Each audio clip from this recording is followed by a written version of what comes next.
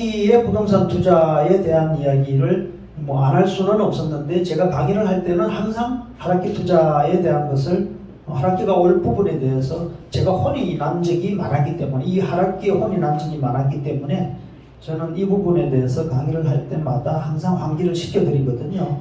근데 진짜 이렇게 또 오네요.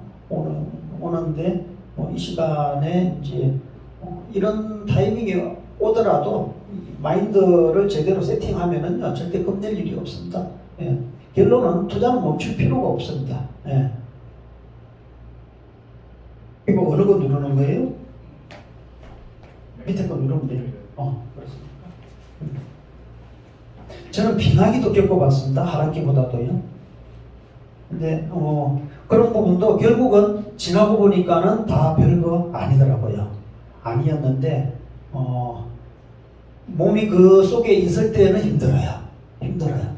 그래서 시간이 지나면서 깨우친 것은 아무리 힘들어도 내 마인드를 계속 트레이닝하는 연습을 하는 것도 아니야. 이거 힘든 거 아니야. 라고 트레이닝하는 연습을 하는 것도 저는 투자라고 생각이 듭니다. 그래서 혹시 지금 하락으로 인해 가지고 힘드신 분들도요. 억지로라도 아니야 이건 시간 갈 거야. 스스로 그렇게 위로를 하시면은요. 충분히 극복해낼 수 있는 부분이라고 생각을 합니다. 나오는 사례들은요, 일기이기 분들께서 투자하셨던 분들, 그런 사례를 통해 가지고 제가 간략하게 이제 설명을 좀 드릴 내용들인데, 이거 물건도 2012년도에요. 아무도 투자했던 투자에 대해서 신경을 쓰지 않았던 것들입니다. 그런 시기였죠, 그죠? 감정가에 비해 가지고 상당히 저렴한 가격으로 요즘 낙찰되는 가격보다 더 낮은 가격으로 낙찰을 받았지 않습니까? 이 사람은 오히려 어떤 수익을 지금 얻었을까라고 생각을 해보면은요, 2019년, 20년경에 이렇게 매각을 했더라도 생각을 하면은 이야기할 필요도 없이 수익률은 어떻게 될지는 모르지만 수익 금액으로 보면은 상당한 수익 금액을 아마 얻지 않았을까요, 그죠? 예, 그래서 하락기의 투자 수익이요, 하락기에 투자를 하는 것이 결코 무서워할 것은 아닌데 제일 중요한 것은 그냥 타이밍을 잘 판단해가지고 작은 돈으로 들어가는 마인드를 가지시면 겁낼 필요가 없다고 생각을 합니다. 전세가 4.5억 정도였고요. 실투갭이 2013년도에 7천 정도 들었는데 차익이 한 5.8억 정도 이렇게 나왔고요. 빌라도 마찬가지입니다. 이것도 한참 힘들었던 시기에 투자했던 것들이죠. 근데 다행히도 재개발이라는 호재하고 겹쳐가지고 매입을 그 당시에 1억을 하고 구역 지정이 되면서 관처 이렇게 됐는데 실투자금은 3천만 원이었습니다. 3천만 원인데 지금 시세는 7억 5천 정도 하고 조금 떨어졌을 겁니다. 하락기 투자 기본 원칙을 생각을 하면은요, 저는 이런 생각으로 하락기 투자를 바라봐야 되지 않느냐. 10년 이상 보유하지 않으면은 단 10분도 보유하지 마라. 이게 주식에 대한 이야기뿐만이 아니라 부동산도 똑같은 마인드가 필요하지 않느냐. 이런 생각을 하고 있고요. 투자하는 시간마다 가격이 내리더라도 마음을 상해서는 안 된다고 생각합니다.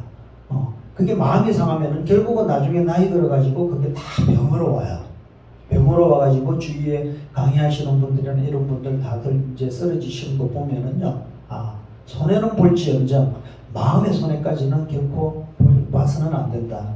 이런 것이 훨씬 더 중요하다고 생각하거든요. 10년의 기간이 아무리 부침이 있더라도 항상 즐거운 마음으로 행복한 것이다 라는 생각으로 투자를 하시는 것이 저는 아주 현명한 방법이라고 생각합니다. 그게 건강하고 행복한 투자라고 생각하거든요.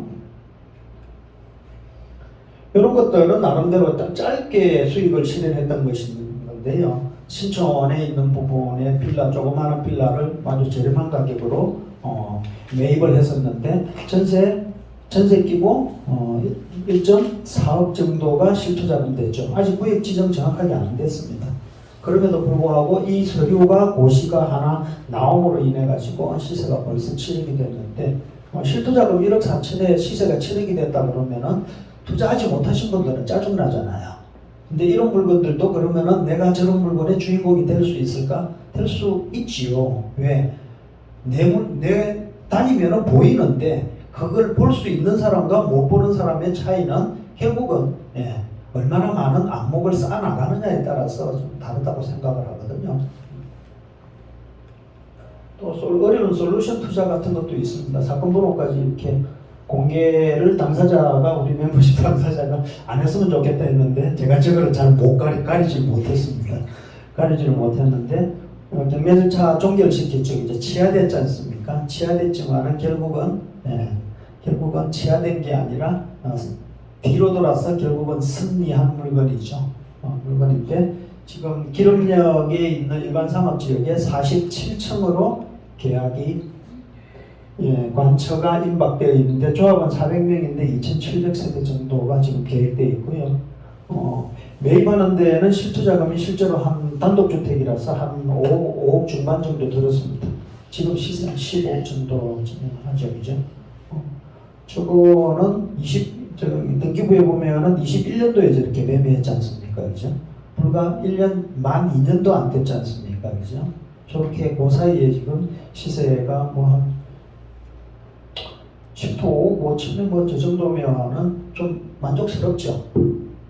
마음에 안 드세요? 죄송합니다.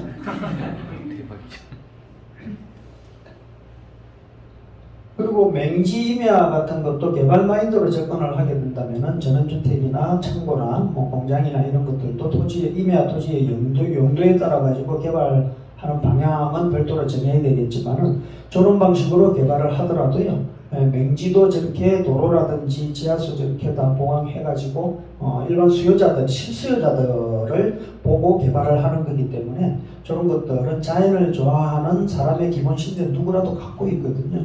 그래서 위치가 괜찮고 사람들이 선호할 수 있는 자리라면 큰 임야를 저렇게 개발을 해서 쪼개서 실수요자들이 선호할 수 있는 그런 안전한 토지로 만들어서 저렇게 분양을 하면서 매각 차익을 실현하는 것도 토지를 컨트롤하는 방법들 중에 하나예요.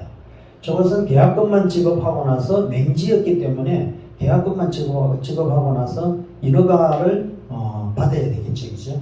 인허가 받고 교량 설치에 대한 인허가까지 받고 나니까 인허가 난 서류만으로도 토지 가격을 다 치르고 돈이 남아버렸어요. 잔금 다 치르고 돈이 남았는데 그 남은 돈으로 통호까지 다 하고 하다 보니까 결국은 소요된 자금은 계약금도 계약금 정도 가지고 시작을 한 것이었고 마무리도 별 무리 없이 건축업자한테 분양하고 끝냈습니다. 토지만 개발해가지고 지을 수 있는 땅으로 만들었으니까 짓는 것은 참 힘들더라고요. 그래서 건축해서 분양하는 건축업자한테 땅 자체를 넘기고 끝나는 쪽으로 마무리를 한 것이고요. 지금 농지입니다. 농지를 저렇게 도로 역시 마찬가지로 없는 도로를 만들어가지고 저렇게 일반인들이 좀 좋아할 수 있는 땅으로 저렇게 쪼개서 농지를 200~300평 단위로 매매를 할 수 있는 방법으로 진행을 하는 것이고 이 역시도 인허가 나오면서 대출하는 방식이 패턴이 좀 달라지니까 인허가 나오니까는 대출하는 금액이 상당히 대지예준에서 이렇게 대출을 할 수 있었던 시절이었는데 최근에는 제가 이렇게 토지 컨트롤을 잘 안 했어요. 잘 안 해봤기 때문에 대출 부분까지는 지금도 된다 안 된다는 잘 모릅니다. 모르는데 훨씬 더 도시지역에 투자해서 수익 낼 만한 물건들, 안전한 물건들이 많아가지고 굳이 외부의 비도시 지역 투자까지 이렇게 가지는 않거든요.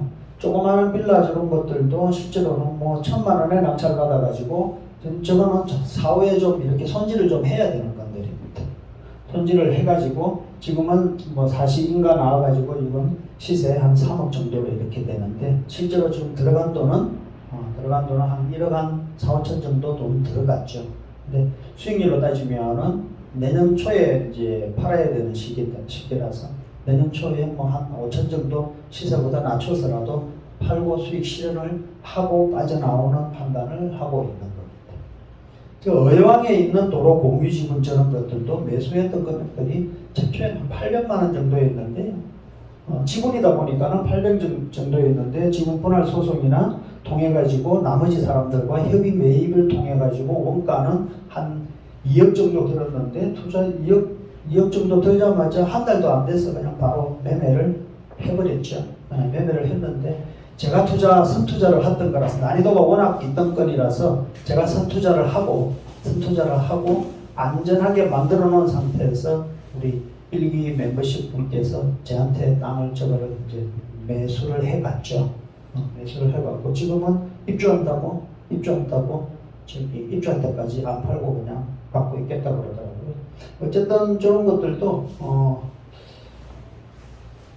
결국은 작은 시작이지만은 안목을 갖추다 보면은 저런 것들이 눈에 보이고 그게 없는 분들은 이거 뭐지 싶어서 몰라서 넘어가는 물건들이 그게 정상 아니겠습니까, 그죠?